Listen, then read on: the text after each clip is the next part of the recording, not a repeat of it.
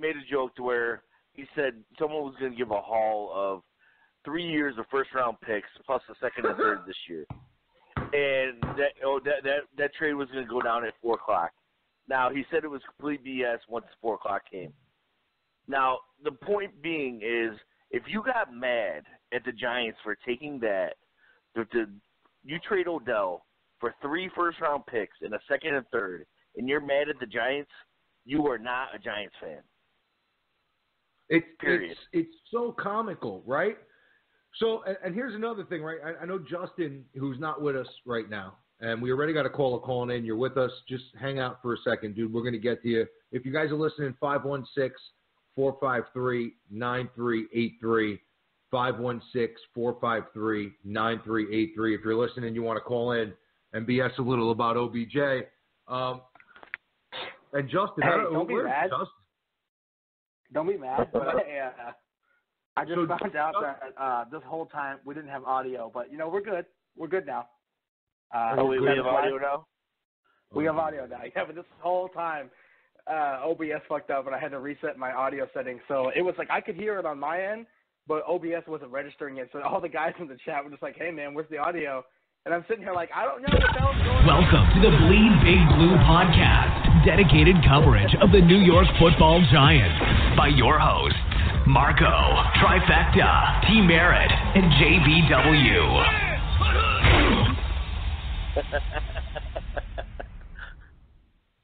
Like, Odell, what's with you, Odell?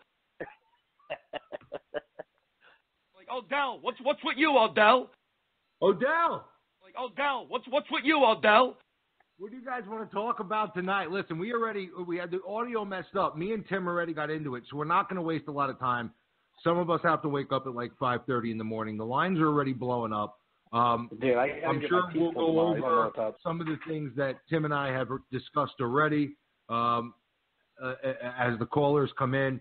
516-453-9383. Bleed Big Blue Podcast. Jimmy D here with you. Tim is here with you. Justin is probably out romancing the stone, right? Justin's a lover boy, so who knows where Justin is, him and his wife. What concert are you at today? What concert are you go to? I don't know. They were at Daughtry. Maybe they're at the Air Supply concert. None of these kids know Air Supply. We'll get into it, Tim. We'll go back over the Big Blue United fiasco. So, to catch everybody up, we had a little Bleed Big Blue had a little run-in today with Big Blue United, right?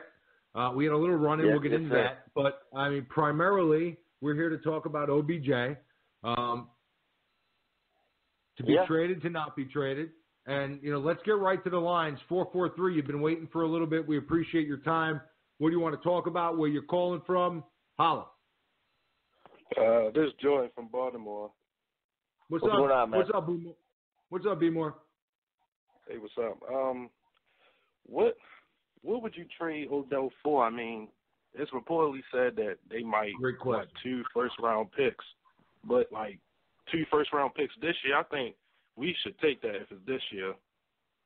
I don't know about if it's this year and then a first next year. I think if it's 2 this year, we should take that. Possibly the Browns. Here's the thing. We really don't – we have leverage Odell, and it's really weird. And hold the line. We appreciate the comment. Hold the line. We're not going to hang up on you. You can hang out. We always do rapid fire. We'll get back through the calls. But, Tim, it's a good point. I think that OBJ, when you talk about leverage, I think the Giants have leverage with OBJ in reference to the contract talks, right? Oh, we absolutely do. We have the 5th-year option. I think that he, they could always franchise him down the line. They're in no rush to do this. He's in a rush to do it. So I think the Giants have some leverage here, especially with the history of things that have happened leading up to recent events. So I don't think that it would be wise for the Giants to just say, here's 16, 18, $20 million. I think that he probably got offered a deal, if anything, very similar to Mike Evans, with the Giants saying, what do you expect? Right? And if you don't want this, then you continue playing for what it is, and, we revisit it. And but I think the Giants, while they have leverage with OBJ, in reference to trade talks, I don't think they have much leverage. So the Giants. Well, the thing is, they have more leverage than you think. It's literally, if they trade, they would pass the leverage on, because he signed for this season. He's got the 5th year. He got like $8 million against cap or whatever right now. Now, if he did get traded, guess what? He can get franchised for 2 years in a row. So, he can complain all he wants. The leverage would still be there if we traded him. Now, I was hearing this today, and supposedly there is some fake Twitter going on, so watch out for that. Supposedly, there was a fake Twitter saying his agent has talked to the Rams, and, he has a 5-year, $100 million contract waiting, which is absolutely lying. And the thing with that is Odell can't go anywhere. And as far as the first-round picks, if you think about it, let's say, for example, the Rams, that's the name that keeps coming up. Why would we just two first-round picks? I think is garbage. Also, look, they're drafting number 23 right now. And if Rams are as good as especially if Odell went to the Rams this season, Rams are stacked up. They stay healthy, they're going to be going for a Super Bowl run. So were they going to draft at the end of the round next year? I don't think that's enough for Odell. That's my point. There's a difference in first-round picks. Now, if Cleveland gives you a first-round pick, that's a big difference than the Rams giving you a first-round pick, or 2 first-round picks. And that's the one thing you got to watch out for. There's a difference between what teams are trading you. It would be like New England. I'll give you two. New England saying I'll give you 2 first-round picks, compared to like I said, Cleveland 2 first-round picks. It's a whole different category of choices. Yeah, I don't, Tim. I don't think that they have much leverage in reference to I just, if teams are calling right now and they're got a rock and a hard place and they're being pressed for a deal and they really are unhappy with them, right? Because I mean, we don't know that, right? They could be really pissed. I mean, Mara didn't sound pleased. This isn't the first conversation that they've had with him. So, like, very true. If you're asking, I saw before that it went from earlier today 2 first rounds to now to where it could be, and this was Schefter. This wasn't fake Twitter. Like, I actually watched Schefter say it. It wasn't like a wax or a robot of him, right? It was actually Adam Schefter. He said that he thinks that OBJ definitely will get traded, and when it comes down to it, it's going to be for a first and the third. And if that's the case, you hope that it's in the latter part, or in the top of the draft, with a Clevelander say, but because they may be just Tim. They may be just like take them. The thing is, a first and a third. You know how pissed I'd be over a first and a third. I wouldn't even care at this point. I mean, I understand the cap relief. I understand that would happen, huge. But to give a player like Odell up for maybe, let's say, a 50-50 that a person is going to be a starter at the end of the first round. What if you got Cooper Kupp back? That'd be all right. I mean, Cooper Kupp's first, okay. Third, Cooper Kupp. I mean, but let's put it's a receiver. It's a receiver, and I'm with you, and I see where you're going with it. If you get a player back I'm going with it, get a player back, maybe. Get a player. I see where you're going with, but let's say Cooper Kupp and Sterling Shepard. Are you really excited about that receiving core? I'm excited about. No. Here's the thing. Okay, and let's get this straight. All right. Yeah. Maybe I'm not excited about the superstar potential of the core of the wide receiving core, but Tim, if you're telling me that they swung a deal, okay, and they were able to bring a young receiver back, let's throw one out there. Let's dream, right? Let's say Cleveland and they bring back a Corey Coleman or a Josh Gordon with the deal, or say they bring back who were we just talking about? or Devontae Parker in Miami. That was a different one. I saw the Cleveland deal where right, it was a possibility of their fourth pick on top of like the 35th pick, and like Corey Coleman coming with it. Now that's intriguing. That's an intriguing deal, right? Now here's the thing for me, right? Because I don't know if you saw Colin Cowherd the other day, but you know me. I'm of the mindset where if you trade back, you get a shit ton of picks.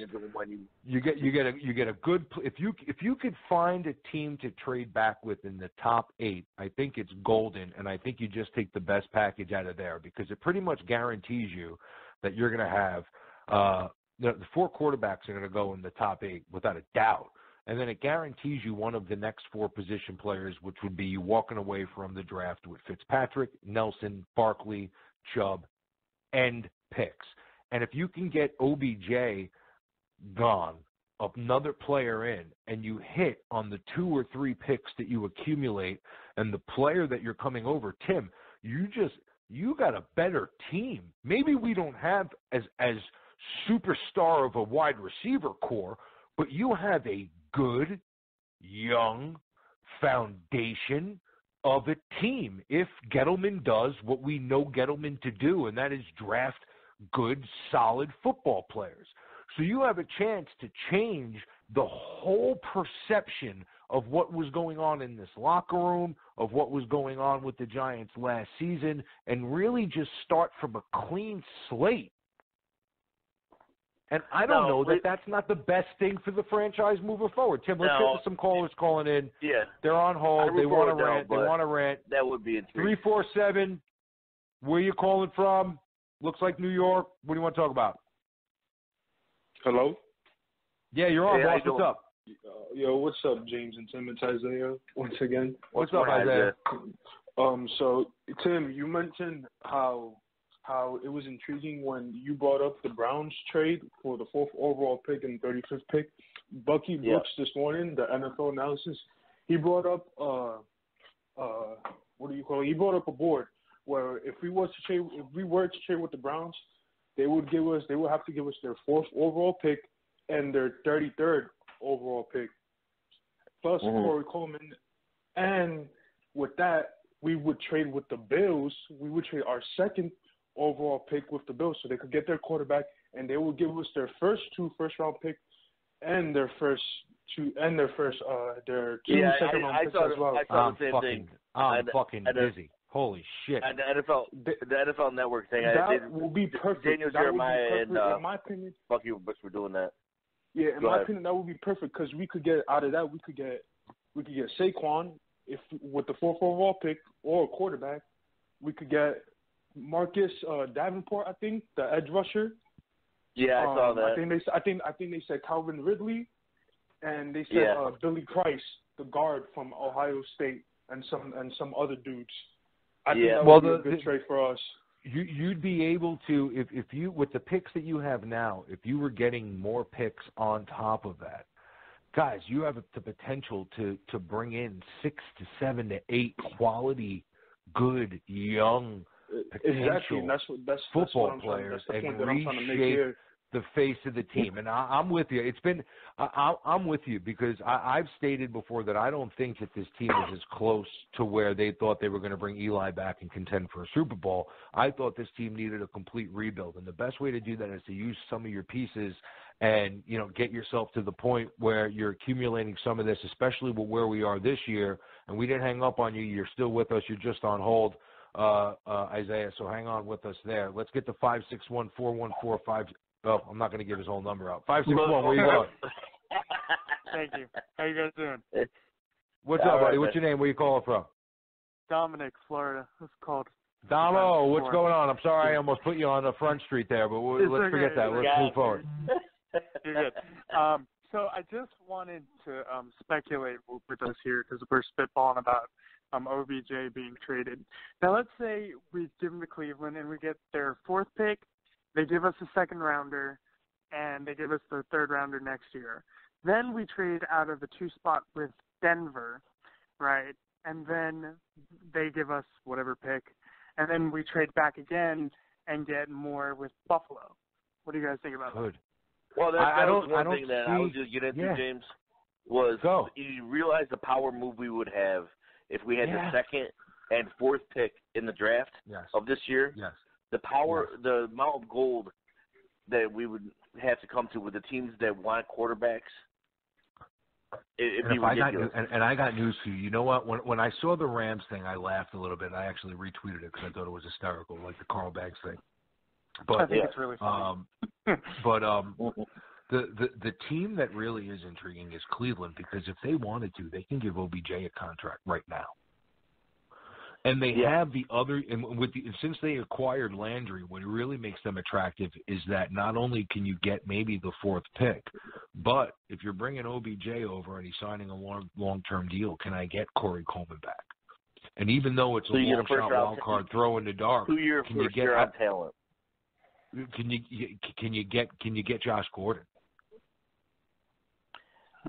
I don't want Josh Gordon. If you're looking at distractions, I'd rather take the Corey Coleman pick. I think that they would be more attracted to Corey Coleman because of that. You don't want to trade one headache for the other. But yeah, I think that even becomes more attractive if you're getting a young player that you know is good, that you know has potential, that you can add to an already solid young receiving core. I think that makes it even more attractive. So we'll keep you on hold. Stay with us here. Don't go anywhere. The power move of just having that second and fourth pick would be so insane as far as the amount of picks we could get from that. And just the players we could get regardless if we just You do know despite all of this, what's going to happen is they're going to sign OBJ to a 5-year, $16 million contract. The one thing we got to realize, he's only 25. Yeah, he's going to be in the prime for quite a few years, guys. I know. Yeah, I know. Yeah, definitely. And we've had so much trouble with him in the first couple of years. As much as he frustrates you, the kid is one of the most amazing talents I've ever seen in a Giants uniform. The only one that we've never denied that. Compare him to him. LT is the only one that I ever saw in a Giants uniform that amazed me as much as Odell. But we never denied that. Right, we never denied 100%. The fact that the kid was 100%. Amazingly talented. That was never the issue.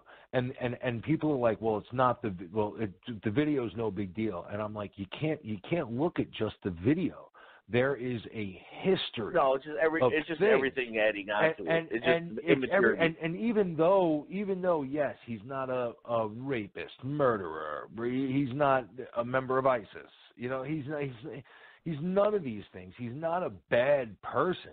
It's just he puts himself, it looks like, in bad situations. And all these little things add up. And when you're looking to invest and you have to give someone $20 million a season over the next 6 years, you better be damn sure that they're not going to make you look like a fool. And OBJ has made them look like a fool a little bit already. So there's no incentive for the Giants to pay him now, especially coming off an injury. That's why I think where the information that you might have seen about the Rams having him locked in over the next month for that amount may be false. I do think that it is OBJ and his agent pressing and pushing for this contract. And I think the Giants are just saying, we're not. If you want it that bad, you're going to get it from somebody else, not us. Let's put it this way: as far as Odell, I mean, hey, if people are talking about trading me and I'm Odell, there's going to be definitely way worse places than you trading me to the Rams, who are going to have $100 million in cap space come next season. Getting a new stadium in L.A. Like Odell, what's with you, Odell? And the team is stacked right now. 717. Talk to me. Calling in from work actually.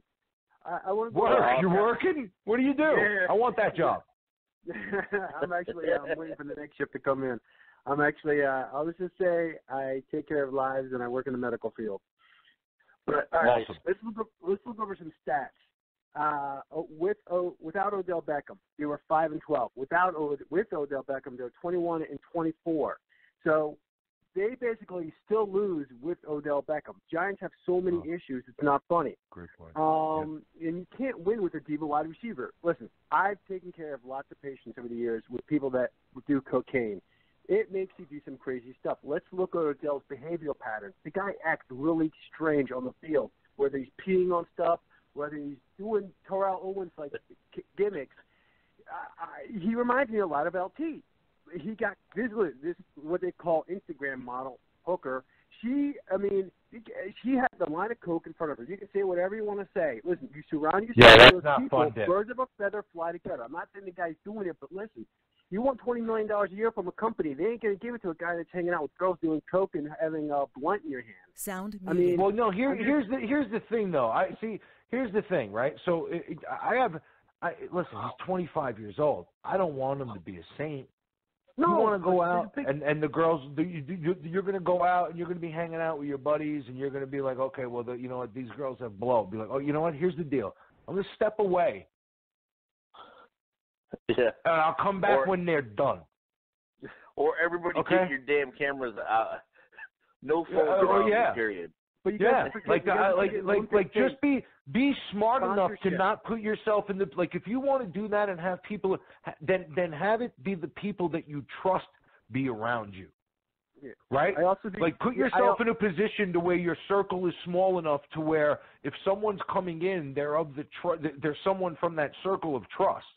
And you're not putting yourself in a position to end up on Instagram like an idiot, especially 2, 3 days beforehand. You say, I'm not going to training camp and I want $20 million and I want to be the highest paid player. And then you make yourself look like a fool because how is a team supposed to pay you? And it's not like that was the first thing.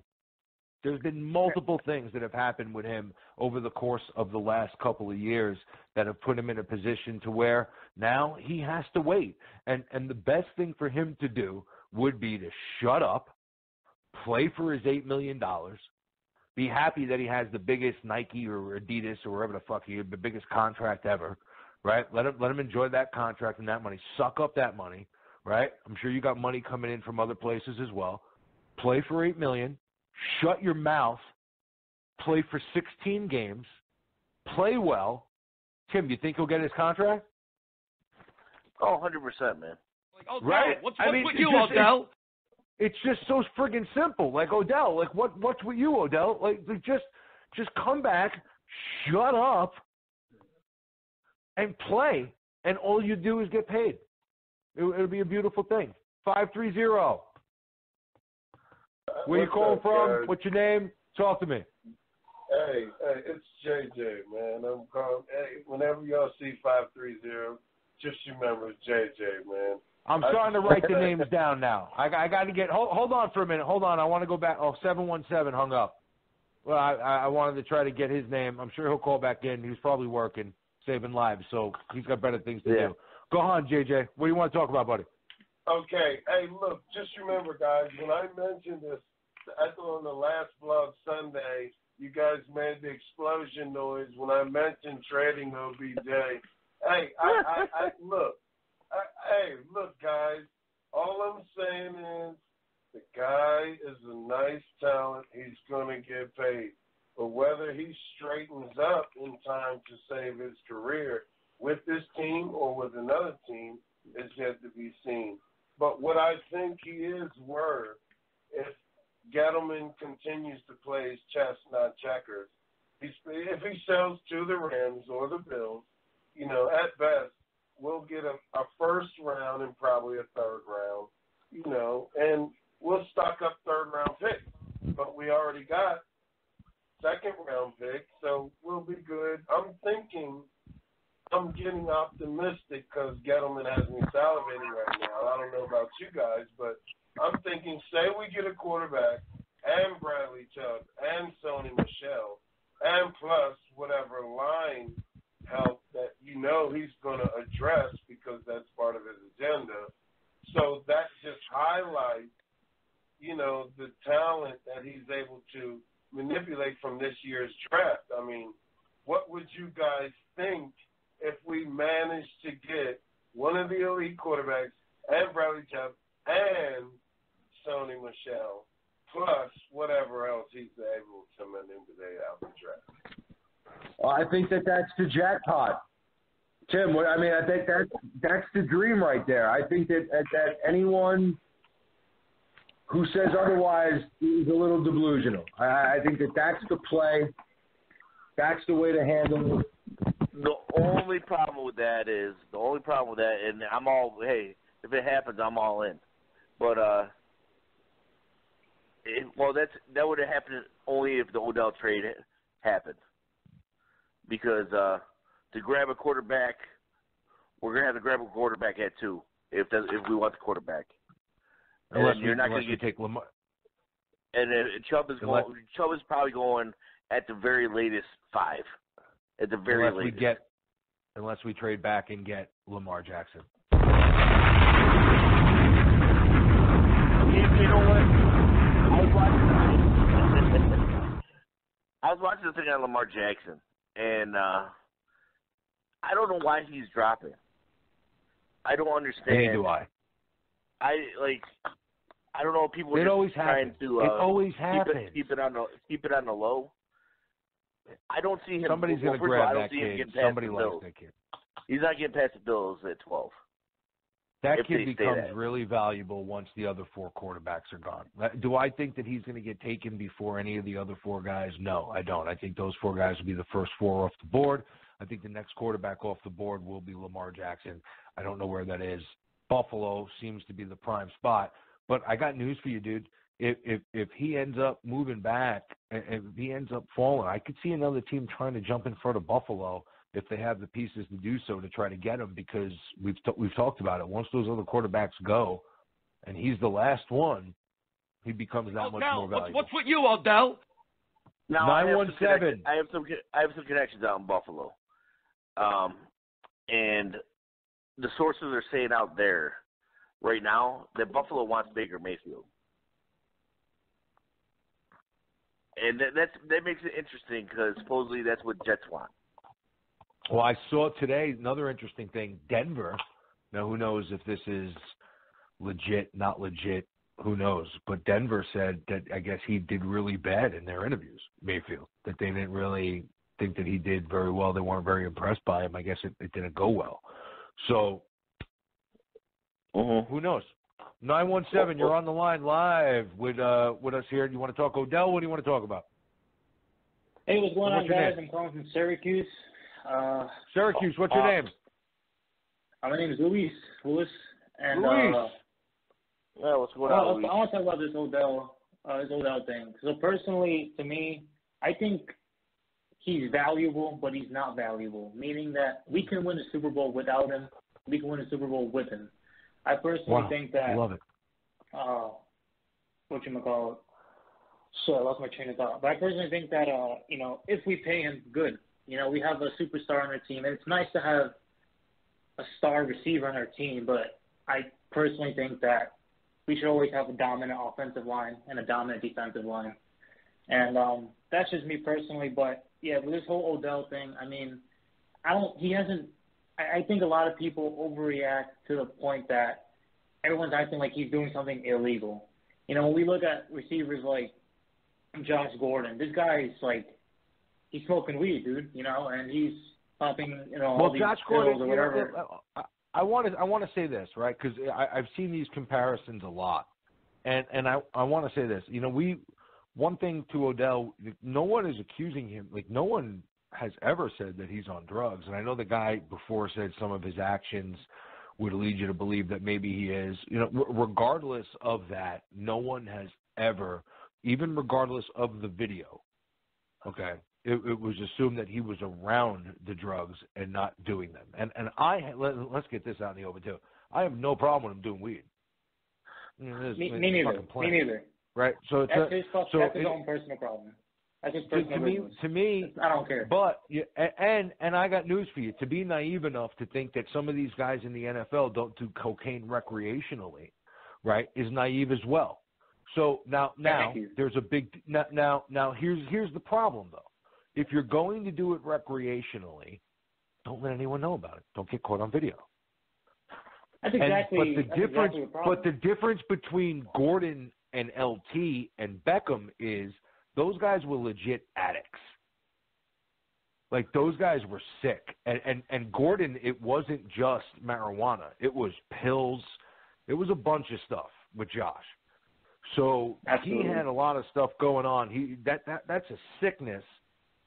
Odell's not reported to be sick. Odell's reported to just be Odell. So, that's a little bit something that I want to distinguish, too. A lot of people are throwing LT and Josh Gordon and all these other guys who had actual sickness problems, drug addictions, and no one is saying that about Odell. What's the problem with Odell is that it's like, oh, man, Tim, it's like a fucking gnat that just keeps buzzing at you that you can't kill. Right? It's just a fly in the room that just keeps getting it. It's just like it's one thing, and then one thing, and then one thing, and then one thing, and then a 15-yard penalty, and then a punch in the wall, and then he got to get talked to by this guy, and then this guy talks to him, and then he's dancing, and then he does this. This is what it reminded me of. So much. Especially with our little argument with Big Blue United. Fakers, fakers. We got into this argument, and obviously you guys didn't hear it because the audio wasn't on. Yeah, let's give them that little story while before we go rapid fire back to everybody. James got blocked. I got blocked. What you get blocked for? He got blocked by Big Blue United, which made me laugh because he's got blocked by us. So hurt feelings. I was kind of looking to see what he did. He didn't do anything, but the I didn't do anything. What did I do, Tim? He literally just spoke truth. And I love it. And the problem with Big Blue United, what they were saying was, and this is the problem I have, that there's fans out there of just players and not teams, and they're like that's becoming the trend with the fantasy football generation as they start rooting for players instead of teams. Now I can't stand that. And if those are the kind of fans that are hopping on the Giants bandwagon now because they only root for Odell, get off the bandwagon. We don't need you. Seriously. And that's the one thing that people are like, oh, what are you getting on Odell for? And this is why I understand when James comes and he gets mad about Odell. I've been a Giant fan through Ken fucking Graham. Do you think I'm worried about when Odell leaves? Well, it's not even about leaving. It's about we when you root for a team as many years as we have, it's pretty much like a religion or a family member, if you will. Yeah. So you're trying to protect it. You want it to succeed more than anything because you get joy out of it, and you don't want to see anybody take it down or punish it in any way. Or make it look silly. Or make it look silly, Tim. Or here's my thing, right? Like, and you know me. I love players. Like, I love Brett Favre. I love Ray Lewis. I love Josh Gordon. I love a lot of these players and that are talented throughout the league that I've watched throughout the years. I'm a big fan. Mm-hmm. When it comes to the Giants, it's a different type of fan. I used to get yelled at because I said I wanted Tiki gone. And then when Tiki left, we won a Super Bowl. You remember that offseason, Tim? A lot of these people are too young to remember that the offseason that Tiki Barber was 70% of the Giants' offense the previous season. They got rid of Tiki and the sky was falling. The Giants were going to be awful, and they won the Super Bowl. Do you want to know why? Mm-hmm. Because the team was better. It was addition by subtraction. You got rid of the big piece. You got rid of Shockey. You got rid of Tiki, who were pretty much yelling at Eli in the huddle and not allowing him to become a leader. And now Odell wasn't doing that. But I don't want to put Odell in that class where he's screaming and making a scene and doing all that in reference to Eli. He's proposing the Nets and shit in reference to everything else. Mm-hmm. But he respects Eli, and that's the one nice thing.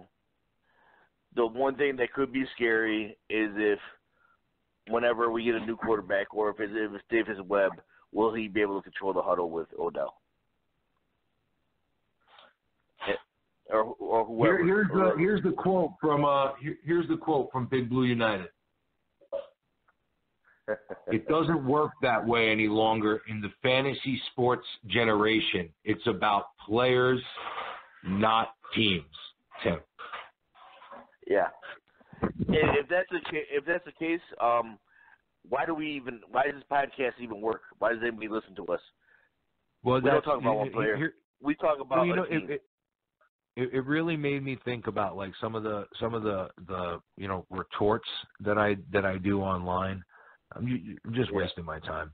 These guys are Odell Beckham Jr. fans. They're not Giant fans. It's unbelievable. Yeah. And when Odell goes, they'll be like LeBron's, and they'll go and they'll chase and they'll buy other jerseys, and then it won't be Big Blue United. It'll be Rams Run 'em down United, or wherever he goes. Well, that's exactly right.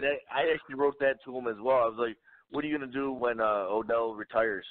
Or let's say he gets injured and never plays again? Well, what are you going to do what are you going to do if he goes to another team as early as before the draft? Are you going to just not be a Giants fan? I'm so sick of that narrative that people are just so easy to just say, "Oh, I'm done with this team if they trade Odell." Are you kidding me? And I got news for you guys. In the same thing, ready? The same thing goes for Eli Manning. Yeah, the same exact thing. But here's the deal though with the Eli thing, and it is the same thing, but it's a different level because Eli's been with us for as many years as he has. Yeah, but when it comes to like for example, Tim, okay, now you know me, I am who's my favorite player in Giants uniform ever? Oh, Phil Simms was your Phil favorite. Simms, hands down, right? Yep. I'm a Phil Simms guy. Favorite player in a Giants uniform ever, Phil Simms, on the record. Love him. And Tim, I'm not even going to say it because I know you know, because I've said it before a million times. Who is the best quarterback this franchise has ever had?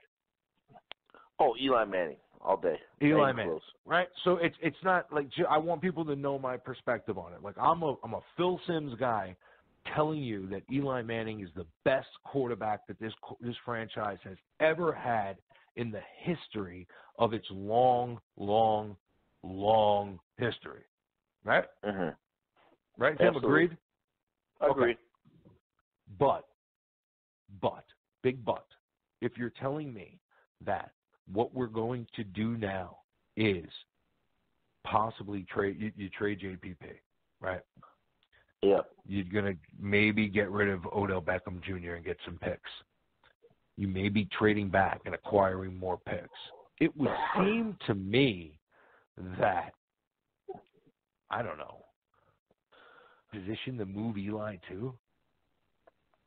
I understand that, but if there was an opening for him to move, that'd be one thing.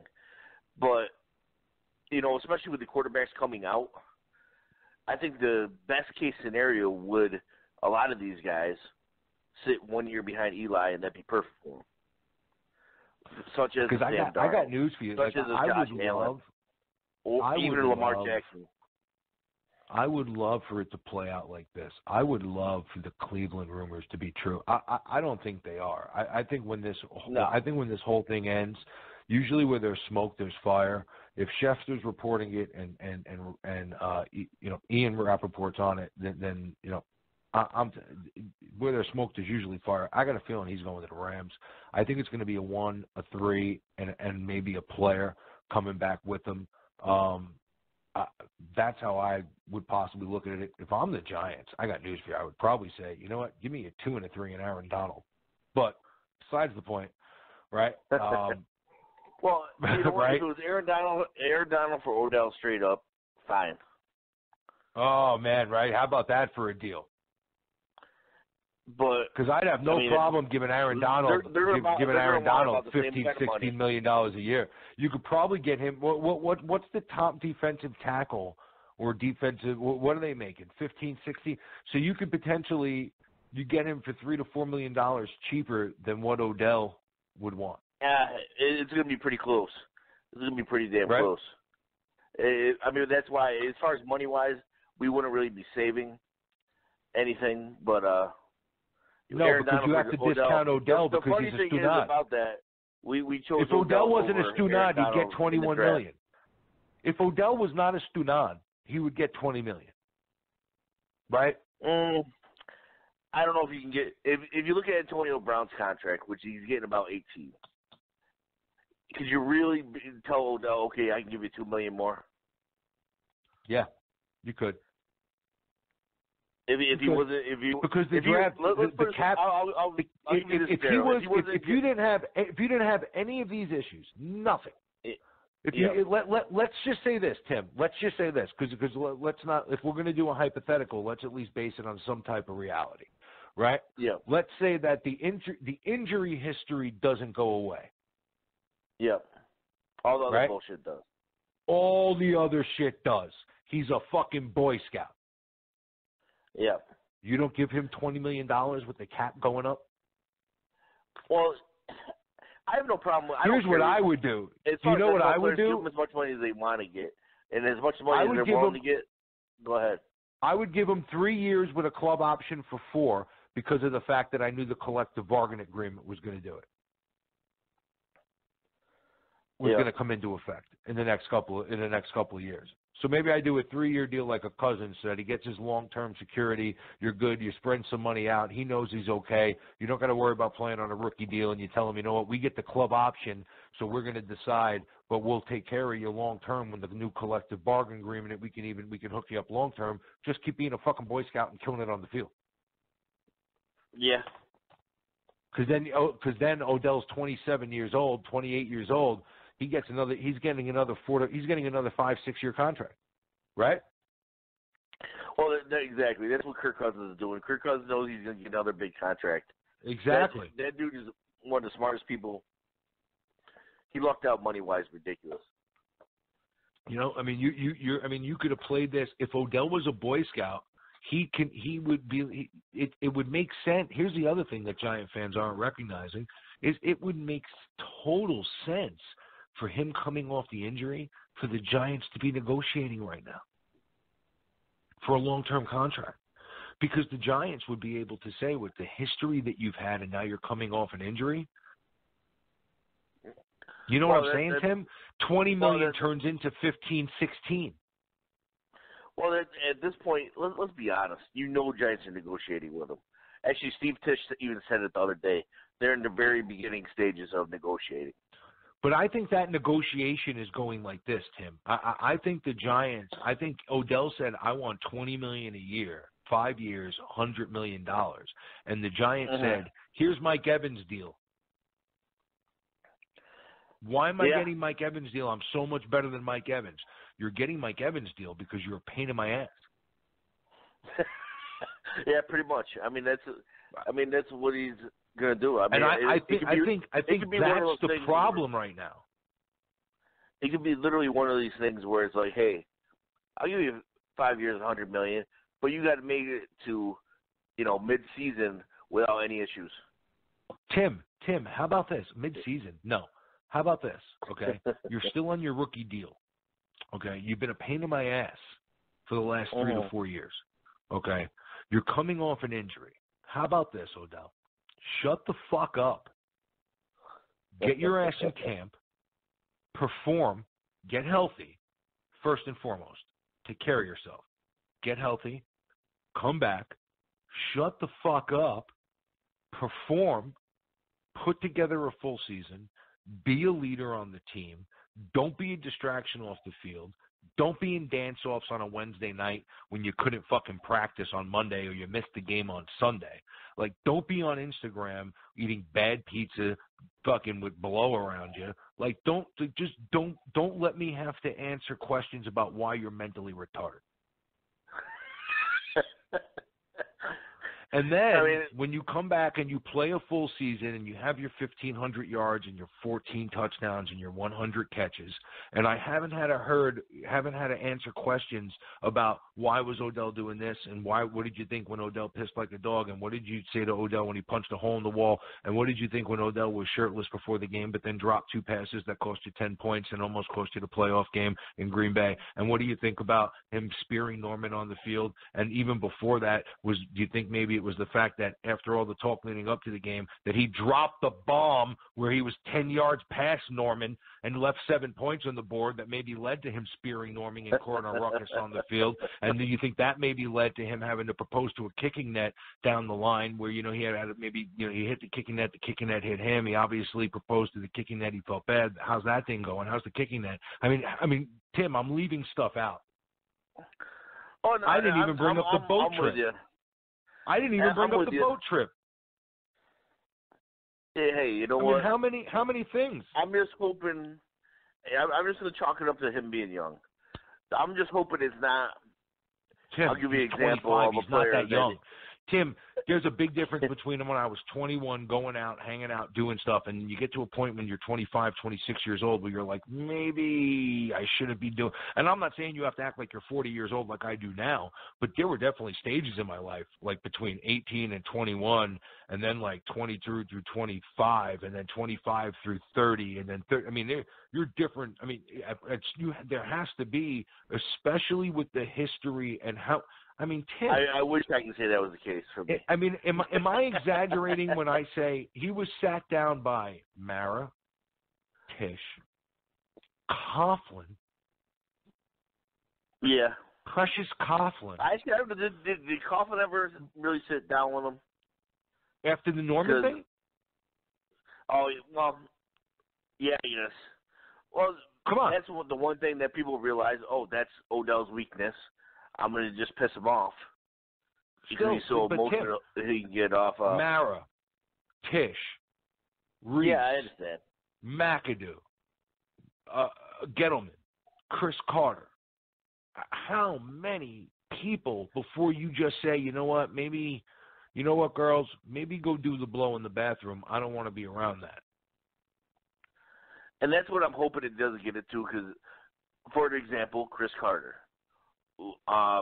Chris Carter was an awesome Philadelphia Eagle until he was partying too much, doing too much stuff, and they got rid of him.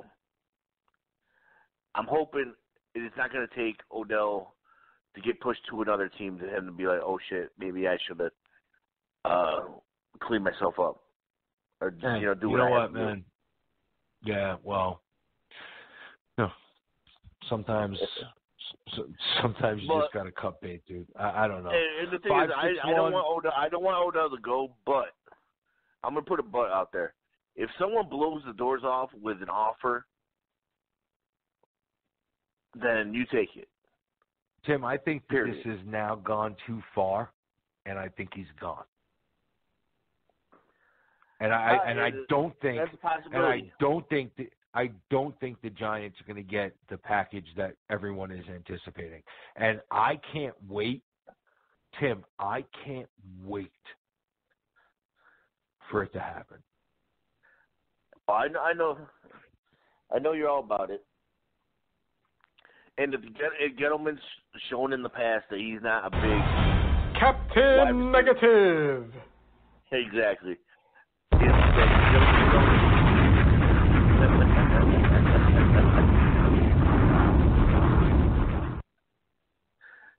Gettleman's not a big wide receiver guy. You saw, what he had in Cleveland. He's the one who got rid of Steve Smith. Steve Smith ran his mouth. He didn't like that. He got rid of him in Carolina. I am all about shaking things up. I thought this roster needed a big shake-up. I thought the locker room needed a big shake-up. I thought they were forced to bring people in and do things that they were desperate with trying to, win within Eli's window. Yep. And, at the time we were all fired up about certain things and, it didn't work out right. And I think it revealed that this roster was very badly broken. And I think I'm hoping that Gettleman recognizes that because I got news for you, Tim. You know how down I was on Gettleman? He trades JPP and OBJ in the same goddamn offseason. I'm building a fucking statue of him out on my front lawn. Damo, what do you want to talk about? Yeah, go ahead, man. Damo, you're on the line. What's up? Yo. Sorry. Didn't hear it. It was me. So this is what I'm thinking. If OBJ is going to to command $20 million from me. I need him to play 16 games, have a 1,500-yard season, win me a damn playoff game, and then we'll talk. On top of that, if he wants $20 million, we have Landon freaking Collins to pay too. So I'm not even sure you're getting $20 million from me. I'll give you 15 and we'll talk about it. But I'm not. I got some other dude that's a pretty badass, mother effer on the other, side of the ball, and I want to pay him too, because I want him to be a Giant. What do you guys think? I mean, yeah, I want, if you gave me a choice between the two, I would say Collins, and it's only because it's not even a question for me because of the fact of the shit that you have to deal with Odell. If Odell was a Boy Scout, it's a totally different conversation. But when you have to add the extra stuff that you get on with Odell, and I agree with you, 15 would be the number that 15 is the number that I would be at, and maybe I would go to Mike Evans at 16.5, but I'd be uncomfortable giving him that much if I was the Giants. You're on a rookie deal doing this, and now I'm going to just throw you 16 points. You haven't given a shit about anything I've said for the last 3 to 4 years, and now you want me to give you $16.5 million, $20 million? Are you doing drugs with models in Paris? Though, Landon Collins, he's going to get paid. I wasn't even a big fan of his in college, but he's a Giant through and through. He's pure New York Giants. I do not want to see Landon Collins on another team at all. Who knows? You know what? Here's another thing, Giant fans, fucking mind blown. These snowflakes that are all sensitive, not fucking realize what's going on. You guys are screaming and yelling about Collins and OBJ. Guess who drafted them? Jerry Reese.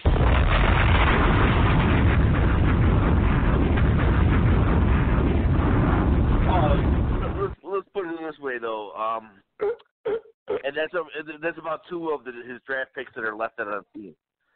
Yeah, I know. I just had to throw that in. It's just funny. It's just funny how it works out, right? Because people are like, you can't get rid of OBJ. You can't get rid of Collins. Fuck Jerry Reese. And I'm like, who drafted these guys? JJ, talk to me. What do you want to talk about? The only time he ever traded up. I know. JJ, what you doing over there? You partying? No. Hey, buddy, man. Hey, look, guys. I was paying attention. Now, look, to be honest, this is a question for football fans and then there's Giant fans. If you look at wide receivers in the history of the organization, we never really gave a shit about wide receivers.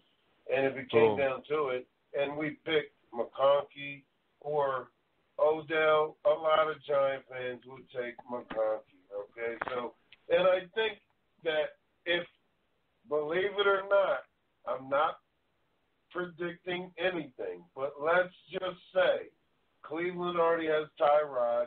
They keep the first overall pick, and they give up the fourth overall pick, the second and a third for Eli and Odell.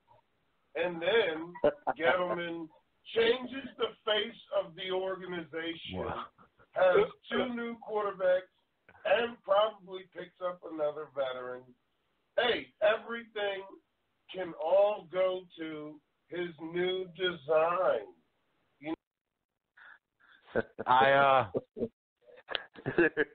There's no sign way me how up, that's happening. JJ. Sign me up with JJ. There's no way in hell that's happening. I'm Tim, with you. Do you think that I set up all these callers? We haven't had one person call in and tell us that we're fucking nuts, that OBJ. I think we're the older Giant show. This is I told Marco podcast. It's been addition by subtraction, and so far I think it's worked. Some sane callers calling in today. We all love, because we all love the Giants.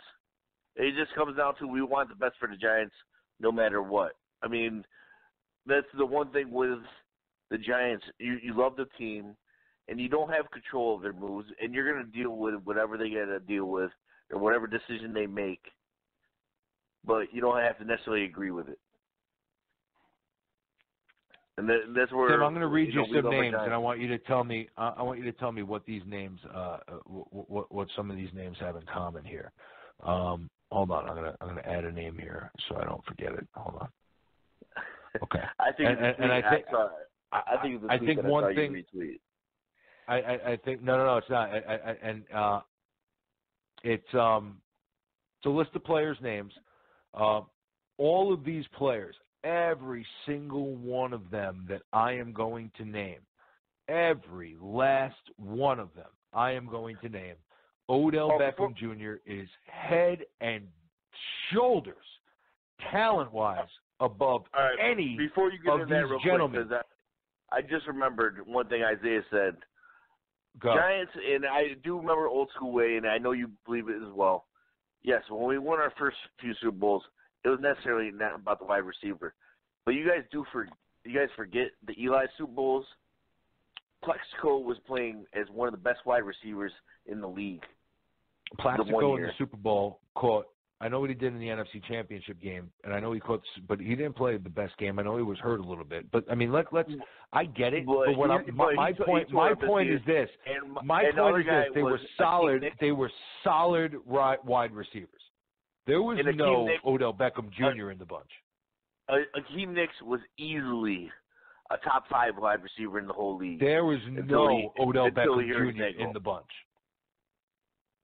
There was no Odell Beckham Jr. in that bunch. In the entire bunch of Lionel Manuel, Bobby Johnson, Stephen Baker, Phil McConkey, Mark Ingram, Nicks, Manningham, Toomer, Plaxico, Steve Smith, Manningham, Cruz. What you have is solid wide receivers. Nicks and Plexico in those seasons were better than solid wide receivers. Tim, they weren't Odell Beckham Jr. They weren't getting. They weren't capable. I don't think there's many players. I don't think there many players are Odell. The amount of talent that guy has is insane. But what's my point, Tim? Go into your list. Let's go into your list. That's the whole list. Lionel Manuel, Bobby Johnson, Stephen Baker, Mark Ingram, Phil McConkey, Nicks, Manningham, Toomer. You don't need Odell Beckham Jr. type to win Super Bowls. What you need is solid wide receivers. Solid wide receivers that fit your scheme. Oh, I agree. I know what you're saying. And you know what? If you have a solid defense, a solid offensive line, a good quarterback, and you have a good running game, you're going to win a lot of football games in the NFL. And now you brought up wide receiver. Does it seem kind of weird that Brandon Marshall still hasn't got cut yet? No, you can't get cut unless you pass a physical. So he has to pass a physical in order for them to even cut him. But I got news for you. I don't know that they're going to. That's a horse of a different color. Luis, I think you're still on the line with us. What do you want to talk about? Hey, what's going on, guys? I want to talk about this JPP trade. I absolutely love it.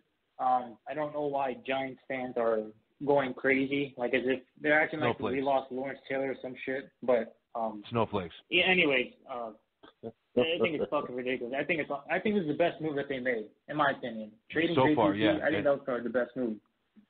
Oh, 100%. And I'll speak for James right now because the fact is, I know James loved it.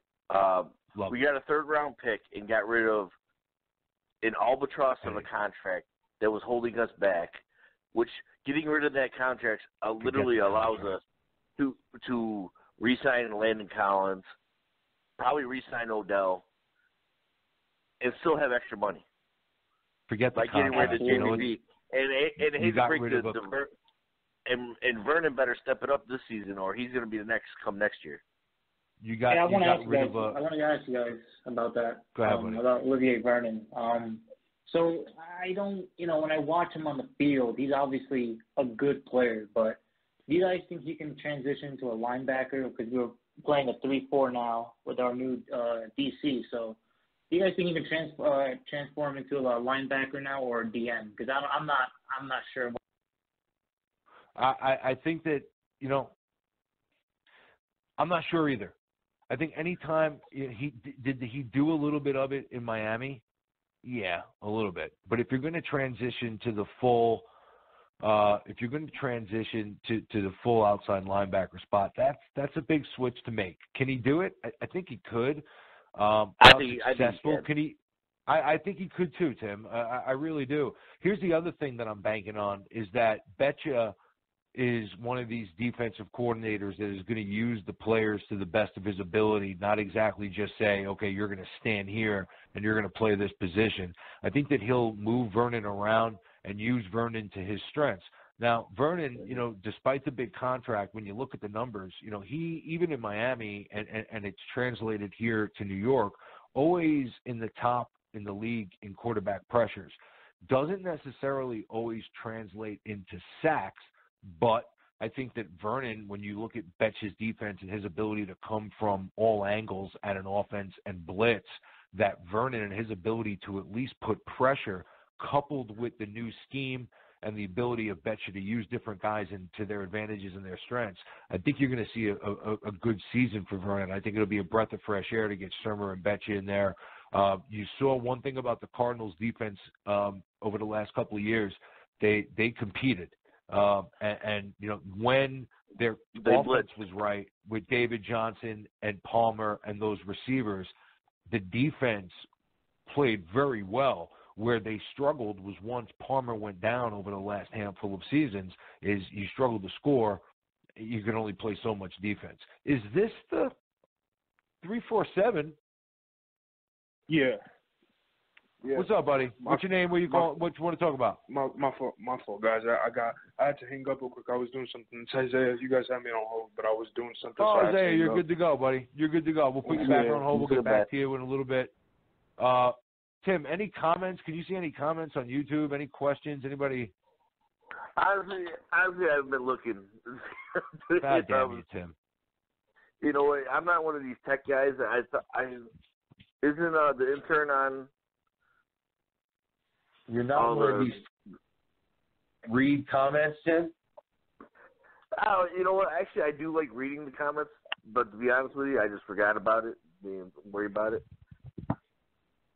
But as far as the Betcher thing, I'm all for it because I really think Spagnuolo did not use JPP or Vernon the right way. You don't use defensive ends and play them 99% of the plays and, not have a rotation and rest. When you have guys like Avery Moss, you had rotation people, in the back. You could at least rested them at least a little bit. And with Betcher, the amount of blitzing he's going to be doing, I'm all for it.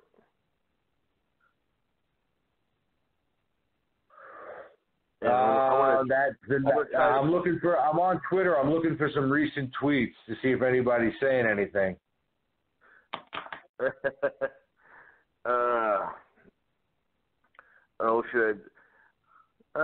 guess I'll check the YouTube.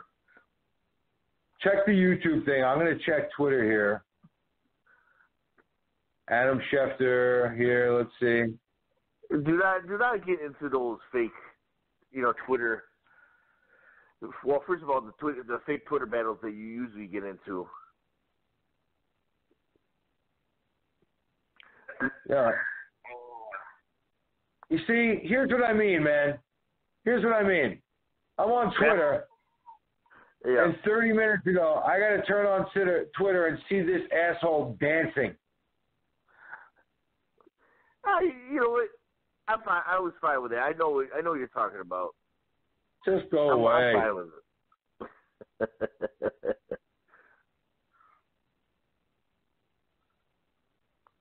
Back page of the New York Daily News.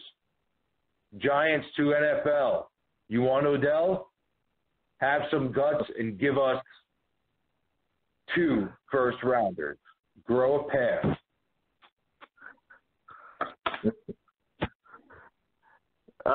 Well, we got 2 thumbs down tonight on YouTube. Yeah, because I'm sure that we probably, it's hard to really. People get so sensitive about this stuff, and then they just stop listening. It's like, what are we supposed to do? Not talk about it? Honestly, I thought we were actually. Yeah, call in and voice your opinion. Yeah, because the fact is, the most I've seen you bitch, it's usually on our, chats that are offline, chats offline, to where you're really calm during the show. It's almost like we need to have these conversations. I'm happy. This is what I wanted. Right? I mean, didn't I say trade everybody, get rid of everybody? Yeah, you did. And I'm all for it. But a quote yesterday from David Gettleman that nobody's talking about. Ready for this one, Tim? Go for it. One of the most important responsibilities any GM has is to eliminate internal and external distractions. I saw that. Yeah, that's whatever. I think a lot of people are just making stories up for no reason, if you want my honest opinion. There's nothing else to talk about right now. So the second, especially Odell is pure clickbait. The second you bring up Odell, anything. Tim, let me tell you something. The Giants had every opportunity to squash this. Every opportunity to squash it, and they haven't. And that says a ton. The fact that you can come out and say, let me clearly state that I want this person to be a Giant. However, I can't clearly state that. What? You're the owner. If there's one person that can say, I'm not trading Odell, it's you. Right? Yeah. So, for what it's worth, the Giants have poured gasoline on this more than they've put it out over the last couple of days. Oh, I agree. Pretty much. Tim, I'm going to hang out for another 5 minutes or so, and then we're going to wrap up shop tonight because I got to wake up at 5 o'clock in the morning. Some of us have jobs, people. Yeah, I hear you. I'm getting out early tomorrow, so it's fine. You suck, man. You suck. And it's like 80 degrees down here. Yeah, it's still so cold up here.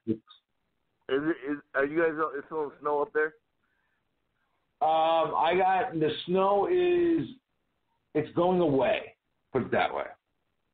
I still see. I got remnants of snow. Yeah, we pretty much hit like 80 degrees today. I'm being short tomorrow. Son of a bitch. Everybody's pretty much honest with re-sign Collins. I think that's pretty much a dub move. Who doesn't love Landon Collins? I think that Giants would be wise to get that done and get that done quickly. And then, lock him up. That's the one. Yeah, exactly. Before he has another ridiculous year, because he was almost lock him up before he can ask for any more. While we still have leverage. He's young. He's a leader in the locker room. He plays hard. He gives you what you want. I remember, you remember, Tim, I wanted him, right? I was high on Landon Collins. You would have took Landon Collins in the first round. Yeah, I would have taken Landon Collins in the first round, and I got news for you. It would have been valid. He was worthy of a first round pick that year, and I think his play has showed that, right? So where they got him was an absolute steal. I don't know how he lasted to where he did, but he's the guy that I remember when he was drafted. There was a picture that came out when he visited Giant Stadium, right? And it was him by himself, and it was taken like maybe a couple of feet in back of him, and he was just standing there by himself, looking at the 4 Super Bowl trophies. And I thought it was really telling that he really just embraced the whole Giants culture, and seems like he really wants to be a part of the solution as opposed to part of the problem, like maybe some other people, not mentioning names. One more caller for the night, 858. Name, which calling from? What do you want to talk about? Marcus from San Diego. Marcus, what's up, buddy? Yeah, San Diego. It's about the awesome, It's about the OBJ contract. So, do you think OBJ would accept the contract from the Giants if it had, let's say, like blocks in it? So, where let's say OBJ fails a drug test or does something that like embarrasses the Giants, like after the contract, it just like voids a lot of the guaranteed money. You think OBJ would be down for something like that, or you think they'll give him to it? OBJ? I think that the Giants might ask for a behavior clause or something like that in the contract. I think that Odell Beckham Jr.'s agent would fight that. Yeah. Right, Tim? Like my client hasn't broken any good. If his agent my client hasn't broken any laws. My client hasn't broken any laws. He's never been arrested. He's never failed a drug test. Like, why are you putting behavior clauses in his contract? If you don't like the person the person he is representing your franchise, trade him. Right? And I think that would be if I was the agent, that's what I would tell the guy. 100%. But I'm not going to let you lowball. I'm not going to let you lowball my client because he's never been arrested. So, give you a little comments from Facebook. Everybody's asking about what's going on with Webb. I love Webb. I love his work ethic. I love what he's doing because it sounds like him and Eli have been working out at Giant Stadium since the season ended. Tim, we're going to get a Webb Pro Day. But that's money as well. I mean, that's what keeps going on. He keeps putting it out there on Twitter that he's no, but they're actually doing it. Like 2 weeks before the draft in OTAs, they're going to showcase him. Oh, you were being serious. I didn't know. Yeah, I'm being dead serious. Well, hey, hopefully he has a good pro day then. Hey, man, I But the thing is, I mean, I think it's a good thing. Everything I hear is I love the work ethic and all that stuff, but you either got the talent or you don't, and that's where I'm at. And that's my thing is if we get a chance at Sam Darnold, which is who I think the Giants really want, I think we're taking Sam Darnold at 2. So do I. I think if Darnold's there, that's your guy. If Darnold's there, if Darnold's not, that's why I think they're sitting there and not trading or doing anything like that because they're waiting to see what Cleveland does. If Cleveland takes Sam Darnold like they might, then the Giants will be open for business as far as trading. Because I don't think they love everybody. Because it sounds like Josh Rosen is trying to do anything possible to work his way into being a Giant. Tim, we're gonna end on this tonight, and I'm just gonna throw this out there, and we can come back to it if I end up looking at like a genius, and if I don't end up looking like a genius, we could let it just simmer out there and die at the end of the show. Mm-hmm. One thing about the Giants, right? We have heard everybody's name. Whose name haven't we heard? Very true. And we've heard Rosen. Darnold's we've heard Darnold. We've heard Mayfield. We've heard Mayfield. They sent tons of people to Mayfield's thing. They sent tons of people to Rosen's thing. They were at Darnold's thing. We know they were at Allen's thing, but that wasn't really played up much, was it? See, I'm going to put this out there, and I know you're not a fan. I'm not, but I think they're going to – what I'm getting to is this. One thing about the Giants is usually it's the name that they're not attached to that they end up drafting. And you've heard them associated with Nelson, Chubb, Barkley. 2 guys that you haven't heard them associated with, Fitzpatrick and Allen. Watch him. Josh Allen, I think, honestly, as far as he's got the tools, and like it'd be the perfect situation for him if he got to sit for a year. It'd be perfect for him. And honestly, if whoever drafts him should not be having him start, day one, because I really think that would hurt his, hurt his career.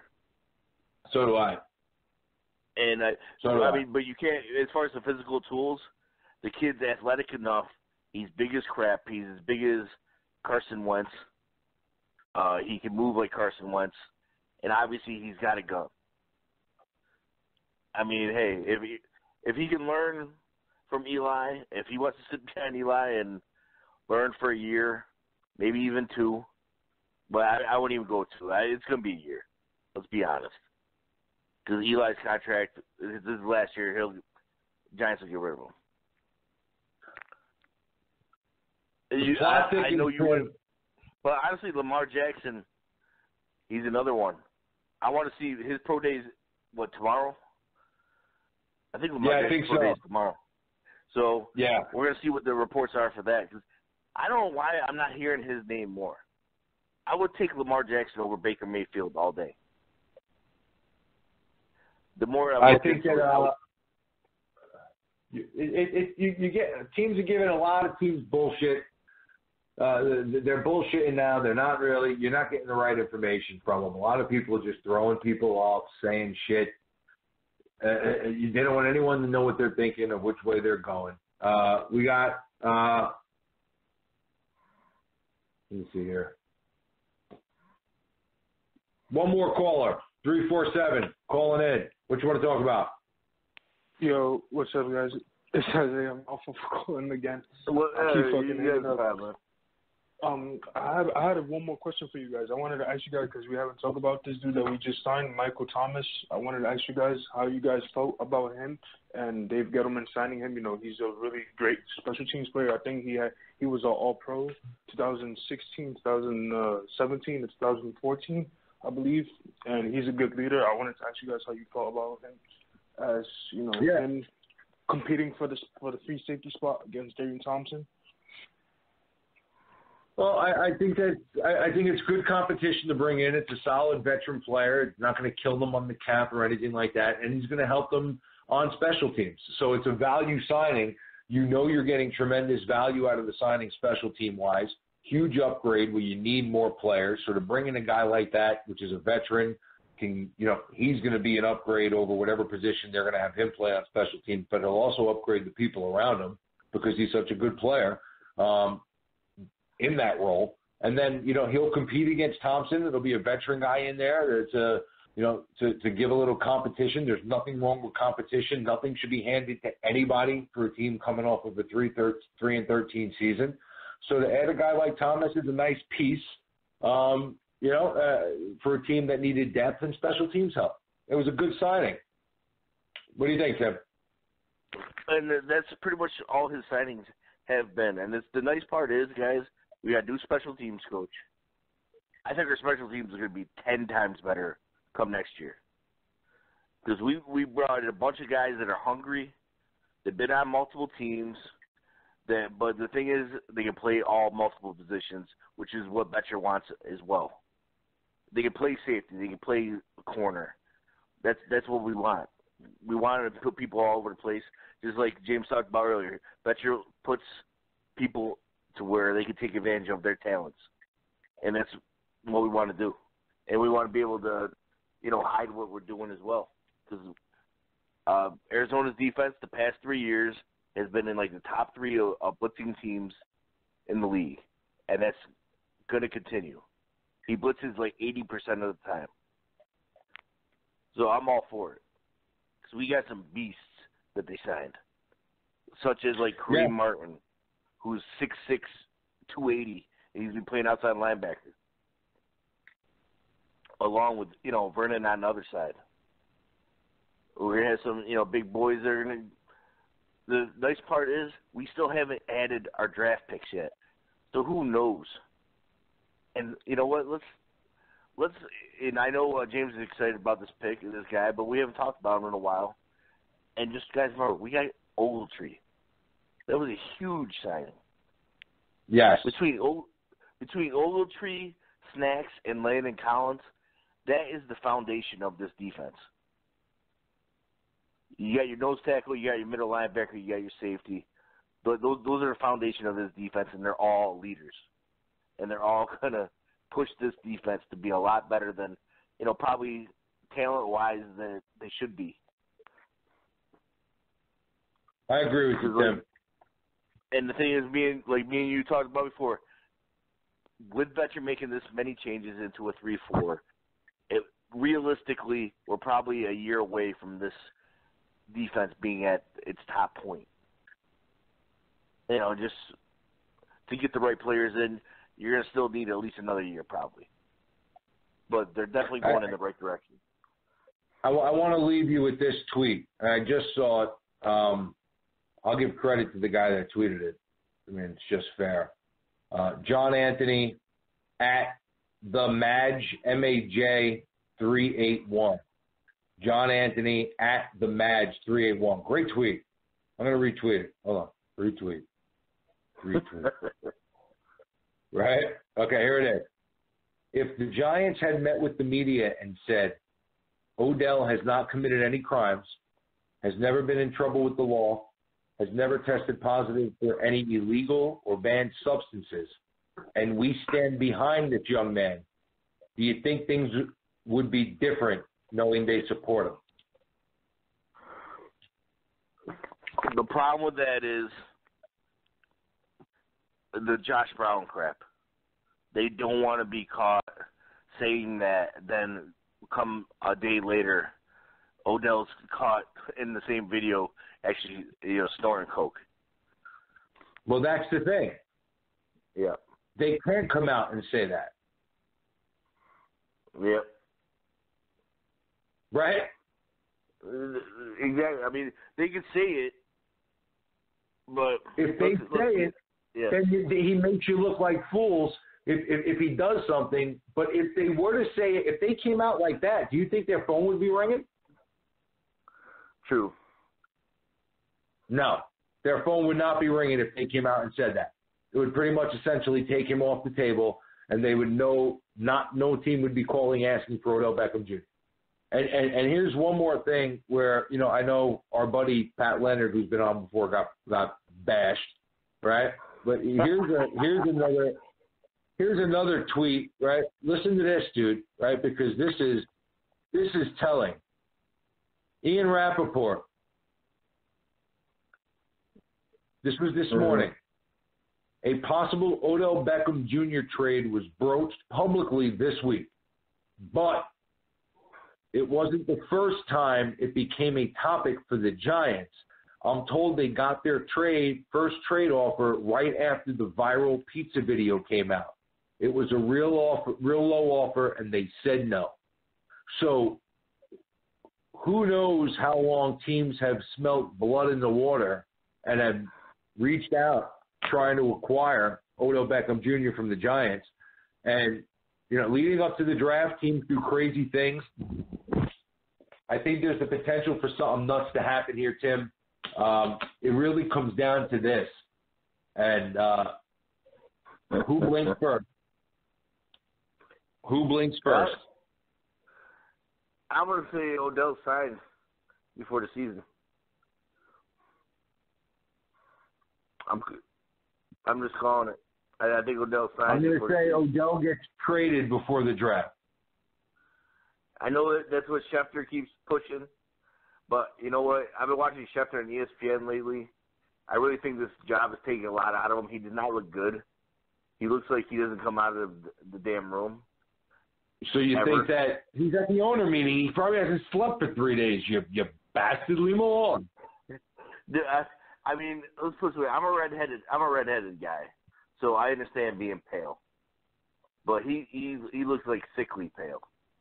He hasn't slept in 3 days.